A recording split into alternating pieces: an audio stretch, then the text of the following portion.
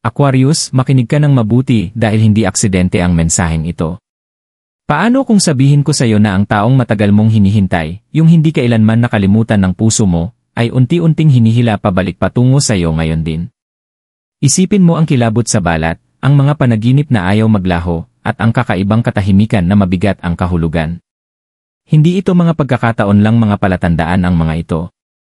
Inuugoy ng sansinukob ang mga pirasong hindi mo nakikita, at hindi magtatagal, magkakaroon ng saysay ang lahat. Manatili ka rito hanggang dulo, dahil ang video na ito ang maaaring maging susi para tuluyang mabago ang tadhana mo. Aquarius, naitanong mo na ba kung bakit may mga taong hindi talaga umaalis sa puso mo? Kahit gaano pa sila kalayo, nananatili ang kanilang enerhiya, parang kantang hindi mo malilimutan, o panaginip na paulit-ulit. Sa kulturang Filipino, naniniwala tayo na walang nangyayari ng walang dahilan. Bawat katahimikan, bawat pag-aantala, bawat luha ay may nakatagong layunin. Ngayon, bumulong ang sansinukob, hindi nasasayang ang iyong paghihintay. Gumagana ang tadhana sa mga mahiwagang paraan. Minsan inihihiwalay nito ang mga kaluluwa para sila'y lumago, saka muling pinaglalapit kapag dumating na ang tamang panahon. Maaaring nauna mo nang naramdaman ang mga palatandaan, mga kakaibang kilabot, bigla ang damdamin, o ang mga numerong 11 oras 11 minuto at 888 na paulit-ulit na lumilitaw sa iyong harapan. Ito ang mga senyales na hindi pa tapos ang iyong kwento. Manatili ka rito, Aquarius, dahil sa mensaheng ito, tuklasin natin kung bakit nag-aayos ang sansinukob para sa iyo, at kung ano talaga ang ibig sabihin ng matagal mong hinihintay na pagbabalik. Mga palatandaan ng enerhiya. Aquarius, ang tadhana ay hindi dumarating nang hindi nag-iwan ng mga bakas. Bago dumating ang malalaking pagbabago sa iyong buhay, laging inihahanda ka ng sansinukob sa pamamagitan ng mga banayad na palatandaan. Maaaring magmukhang karaniwan ang mga ito sa una, ngunit kung susuriin mo ng mabuti, makikita mong ginagabayan ka nito patungo sa isang mas malaki, patungo sa taong matagal mo nang hinihintay. Marahil napansin mo na ang mga panaginip na tila napakatotoo para baliwalain. Gigising ka na kumakabog ang iyong dibdib, para bang nabuhay kang muli sa isang sandali kasama ang isang taong wala na sa tabi mo. Sa paniniwalang Filipino, ang panaginip ay hindi kailanman basta panaginip. Isa itong tulay, isang mensahe mula sa espiritual na mundo, paalala na ang kaluluwa ng taong iyon ay nananatiling konektado sa iyo. Kapag patuloy na lumilitaw ang kanilang imahe, ibig sabihin ay hindi naputol ang ugnayan. Isa pang palatandaan ay ang biglaang bugso ng damdamin. Maaaring tahimik kang nakaupo, ginagawa ang iyong araw-araw, ngunit bigla kang sasapian ng matinding pananabik, lungkot o ligaya. Wala itong malinaw na dahilan, ngunit sa kaibuturan ng iyong puso, alam mong ito ay konektado sa isang espesyal na tao. Ang mga damdaming ito ay parang mga di nakikitang sinulid na humihila sa iyong kaluluwa, inilalapit ka sa enerhiya ng muling pagtatagpo. Maging ang mga numero ay may malakas na kahulugan. Nakikita mo ba ng paulit-ulit ang 11 oras 11 minuto, 2 oras 22 minuto, o 888? Hindi ito mga aksidente. Sa espiritualidad ng Filipino, ang mga paulit-ulit na numero ay mga banal na kodigo. Ang 11 oras 11 minuto ay nangangahulugang may pintuang nagbubukas. Ang 2 oras 22 minuto ay hudyat ng balanse at pagkakaisa. At ang 888, ang pinakabanal sa lahat, ay nagsasalita ng walang hanggang pagpapala at pagbabalik ng kasaganaan. Kapag madalas itong lumilitaw sa iyong buhay, senyales ito na malapit nang matapos ang iyong panahon ng paghihintay. Minsan, mararamdaman mo rin ito sa katahimikan. Hindi laging nagsasalita ang sansinukob sa pamamagitan ng mga salita, kundi sa bigat ng katahimikan na nakapaligid sa iyo. Kapag iniisip ka ng isang tao, dama mo ito. Ang biglang paghinto, ang tila paglalambot ng hangin, ito'y enerhiya nila na umaabot sa iyo, paalala na hindi mapalagay ang kanilang puso nang wala ka. Aquarius, ang mga palatandaang ito ay hindi basta random. Katunayan ito na kumikilos ang sansinukob sa likod ng mga eksena, inaayos ang mga landas, at inihahanda ka para sa pagbabalik na matagal mo nang hinihintay. Pansinin mo. Pagkatiwalaan mo ang mga senyales. Dahil ang taong may hawak ng bahagi ng iyong kaluluwa ay ginagabayan na pabalik sa buhay mo. Ang enerhiya ng pagbabalik. Aquarius, may paraan ang tadhana ng pag-ikot ng mga bilog. Ang mga iniwan noon ay madalas na bumabalik, hindi dahil sa pagkakataon, kundi dahil ang kaluluwa ay hindi maikakaila ang ugnayang nakatali rito. Ang taong matagal mo nang hinihintay, ang pagkawala niya ay nag-ukit ng malalim na puwang sa iyong puso, ay unti-unting hinihila pabalik sa iyo. Hindi dahil sa kahinaan, kundi dahil alam ng sansinukob na hindi pa tapos ang inyong kwento. May mga ugnayan na lampas sa lohika. Marahil sinubukan mo nang magpatuloy, nagpakabusi sa mga gawain, nagbukas ng bagong koneksyon, o pinili ang katahimikan. Ngunit kahit gaano ka pa lumayo, nananatili ang di nakikitang sinulid na nagtatali sa espiritu mo at sa kanila. Ang sinulid na ito ay hindi napuputol ng oras o distansya.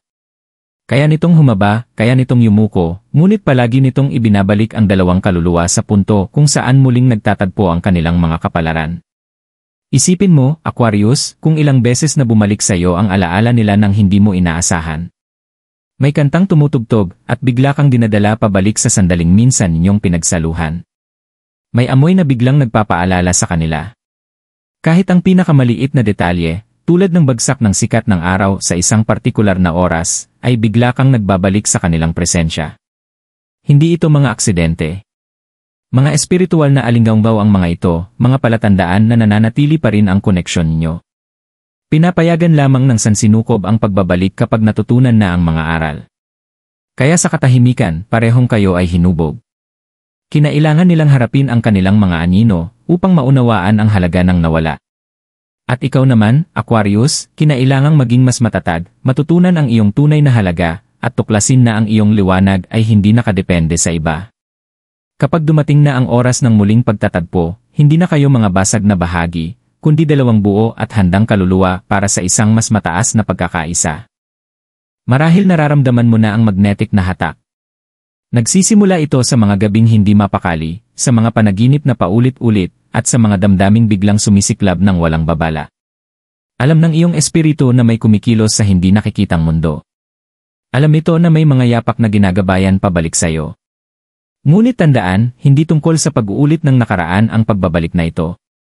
Hindi ibinabalik ng sansinukob ang isang tao para lamang sa alaala. Ibinabalik sila upang bigyan kayong dalawa ng pagkakataong magsulat ng bagong kabanata, mas matatag, mas matalino, at mas nakahanay sa kapalaran na nakatakda ninyong tuparin. Aquarius, ang taong hinihintay mo ay hindi basta-basta bumabalik gaya ng dati. Babalik sila ng binago, hinubog ng apoy ng pagkakahiwalay, at ngayoy muling babangon dala ang kaliwanagan, ang pagkakaunawa, at ang tapang na harapin ang koneksyon na minsan nilang tinakasan. Ihanda mo ang iyong puso sapagkat ito ay hindi lamang muling pagkikita ng dalawang tao. Isa itong paglalapat ng dalawang kaluluwang itinadhana talagang magbalik sa isa't isa. Hindi nagsasayang ng enerhiya ang sansinukob. Kung sila'y bumabalik, ibig sabihin ay may kapangyarihan pa ang inyong kwento, at ang inyong tadhana ay handa ng bumukas. Bakit pinapayagan ito ng sansinukob ngayon? Aquarius, walang nangyayari sa sansinukob na walang tamang oras. Bawat paghihintay, bawat katahimikan, bawat panalangin na tila walang sagot, lahat ay bahagi ng mas malaking disenyo. Marahil ilang ulit mong naitanong sa sarili mo, bakit siya umalis? Bakit pinaghiwalay ng tadhana kung nakalaan naman kaming magkasama? Ang sagot ay nasa timing. Pinoprotektahan ka ng sansinukob sa pamamagitan ng pagpigil sa bagay na hindi mo pa kayang pasanin.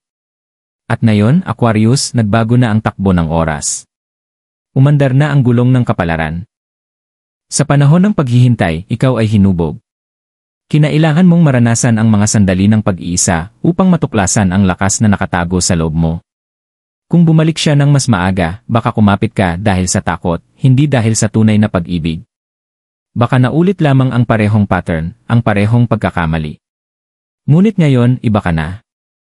Alam mo na ang iyong halaga. Hinarap mo ang iyong mga anino. Natutunan mong ang iyong liwanag ay patuloy na nagliliwanag kahit na may umalis sa buhay mo. Ganito rin ang nangyari sa kanya. Ang pagkakahiwalay ang naging guro nila. Kung hindi ka nila nawala, hindi nila mauunawaan kung gaano kahalaga ang magkaroon ka sa buhay nila.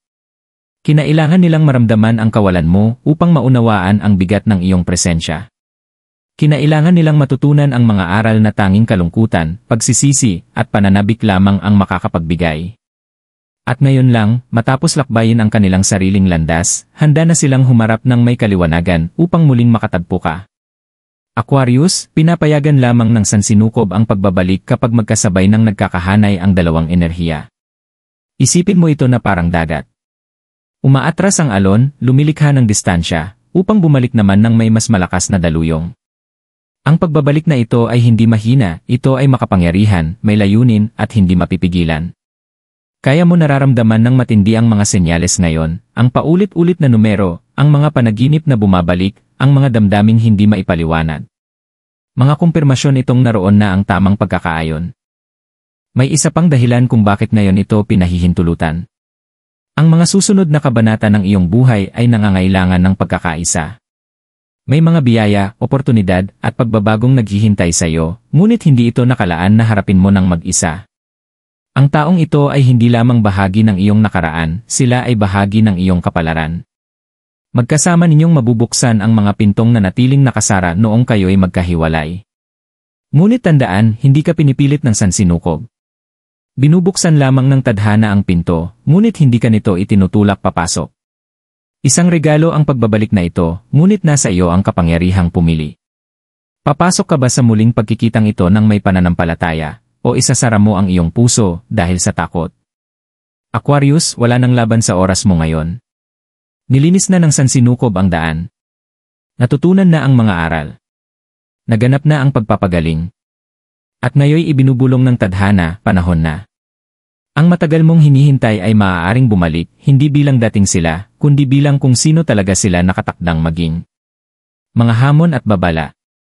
Aquarius, kahit na tila isang biyaya ang pagbabalik ng isang matagal mo nang hinihintay, palaging pinaalala ng sansinukob, bawat regalo ay may kaakibat na pananagutan. Ang muling pagkikita ay makapangyarihan, ngunit kung walang karunungan, madali itong maging parehong siklo na pinaghirapan mong takasan noon. Kaya't dapat mong malaman ang mga hamon na kasama ng pagbabalik na ito. Unang hamon, pagtitiwala. Kapag may tao mula sa nakaraan na muling bumalik, muling bubukas ang mga lumang sugat.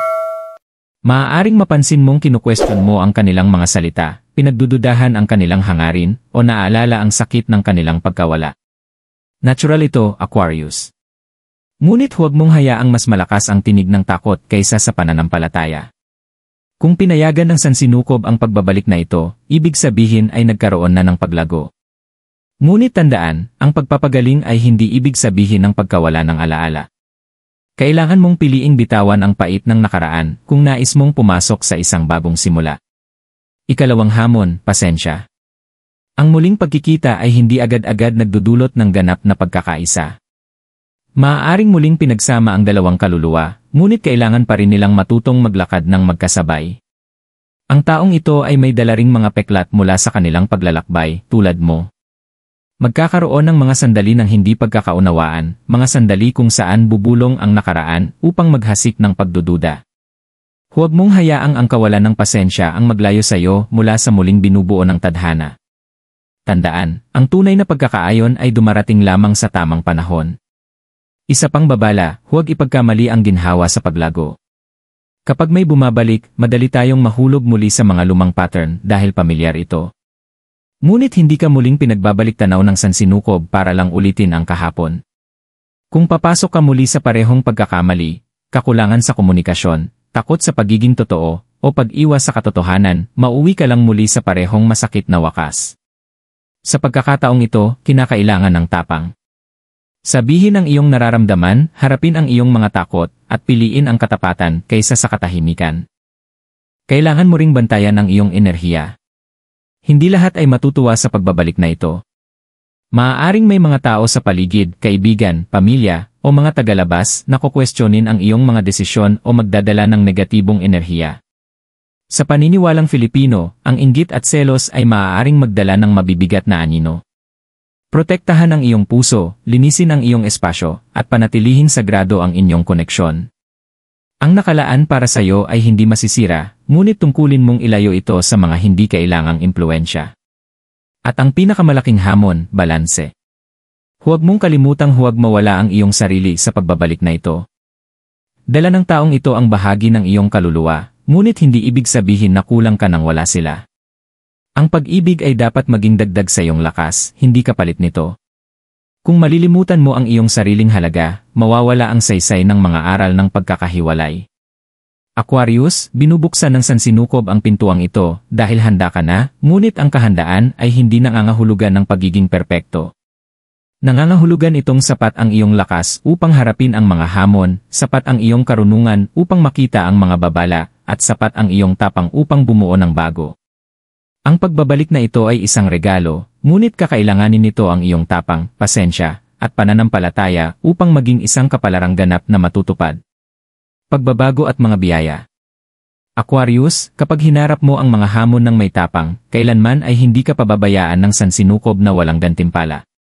Kapag bumalik ang matagal mo nang hinihintay, hindi lang ito tungkol sa pag-ibig, ito ay tungkol sa pagbabago.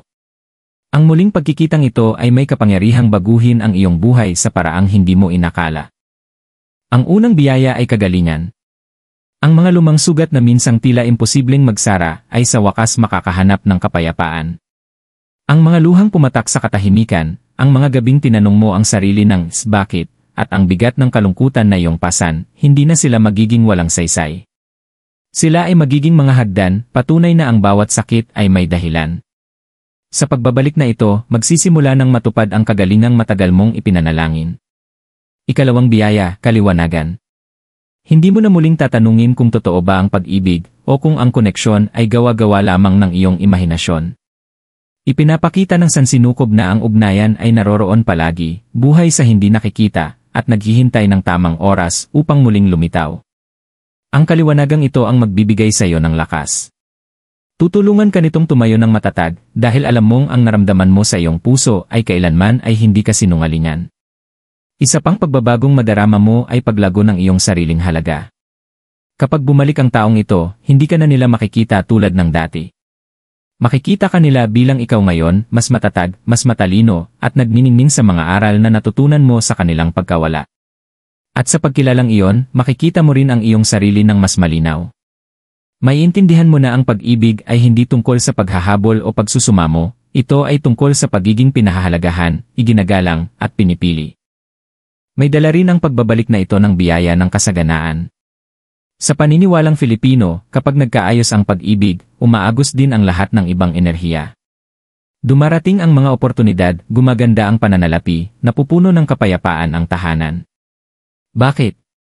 Dahil ang pag-ibig ay ang pinakamataas na panginginig, at kapag muling nagtagpo ang dalawang kaluluwa, nakakaakit sila ng mga biyayang lampas sa kanilang sarili. Mapapansin mo ang maliliit na senyales ng swerte, hindi inaasahang pera, pagbukas ng mga bagong pintuan, o maging mas mabuting kalusugan. Mga kumpirmasyon itong pinapangiti kayo ng sansinukob. Espiritual na aspeto, pinalalakas ng pagbabalik na ito ang iyong landas. Magkasama, hindi lamang kayo mga kasintahan, kundi mga katuwang sa kapalaran. Magiging inspirasyon kayo sa isa't isa, mag-aangat sa isa't isa, at lalakad sa isang landas na mas malaki kaysa sa inyong dalawa lamang. Ito ang dahilan kung bakit hinintay ng sansinukob, dahil ngayon lang kayo parehong handang bumuo ng isang bagay na tatagal. At sa huli, Aquarius, ang pinakadakilang biyaya ay kalayaan. Hindi kalayaan para lumayo, kundi kalayaan para magmahal ng walang takot. Ang mga alinlangan na minsang umusig sa iyo, ang sakit ng pagkakahiwalay, at ang bigat ng mga tanong na walang sagot, lahat ng ito ay matutunaw habang pumapasok ka sa bagong kabanata. Mararamdaman mong mas magaan, mas tiyak, at mas nakahanay sa buhay na nararapat para sa iyo. Aquarius, dumating na ang pagbabago. Narito na ang mga biyaya. Ang pagbabalik na matagal mong hinihintay ay hindi lamang tungkol sa isang tao, ito ay tungkol sa bago mong sarili, na tumatayo sa isang buhay na puno ng kagalingan, pag-ibig, kasaganaan, at kapalarang natupad. Praktikal na ritual gabay sa afirmasyon. Aquarius, nagsasalita na ang sansinukob, ngunit upang ganap na makaayon sa pagbabalik na ito, kailangan mo ring kumilos ng may kamalayan. Ang mga ritual at afirmasyon ay hindi simpleng mahika, ito ay mga paraan upang ipakita sa sansinukob ang iyong pananampalataya, kahandaan, at pagiging bukas upang tumanggap. Sa kulturang Filipino, kahit ang pinakamaliit na kilos ay may malalim na espiritual na kahulugan. Narito ang gabay na maaari mong sundan upang anyayahan ang pagbabalik na ito at palakasin ang iyong enerhiya. Simulan sa paglilinis ng iyong espasyo. Sindihan ang isang puting kandila sa isang tahimik na silid na sumisimbolo ng kadalisayan at kaliwanagan. Habang nasusunog ang apoy, isipin mong natutunaw ang lahat ng takot, pagdududa, at negatibong enerhiya. Kung wala kang kandila, maaaring gumamit ng simpleng baso ng tubig na nakalagay malapit sa iyo. Ito ay sumisipsip ng bigat na enerhiya at nagbabalik ng balanse. Sunod, magsulat sa isang papel ng mga katangian na nais mong madama sa pagbabalik na ito. Huwag mong isulat ang pangalan ng tao. Sa halip, isulat ang mga damdaming ninanais mo, pag-ibig na tapat, kapayapaang matatag, kaligayahang pinaghahati, at paglago na sabay ninyong tatahakin. Sa pagtutok sa mga katangian kaysa sa katauhan, sinasabi mo sa sansinukob, handa na ako para sa talagang nakalaan para sa akin. Tiklupin ang papel at ilagay ito sa ilalim ng iyong unan sa loob ng 7 gabi, hinahayaang dalhin ng iyong mga panaginip ang intensyon mo. Isa pang ritual na maaari mong gawin ay gamit ang bigas at asin, mga simbolo ng kasaganaan at proteksyon sa tradisyong Filipino. Maglagay ng maliit na mangkok na may dakot ng bigas at kaunting asin malapit sa iyong pinto. Habang ginagawa ito, bulungan ang mga salitang, pumasok ang mga biyaya, lumisan ang mga pasanin. Malaya ang pag-ibig na dumaloy sa akin.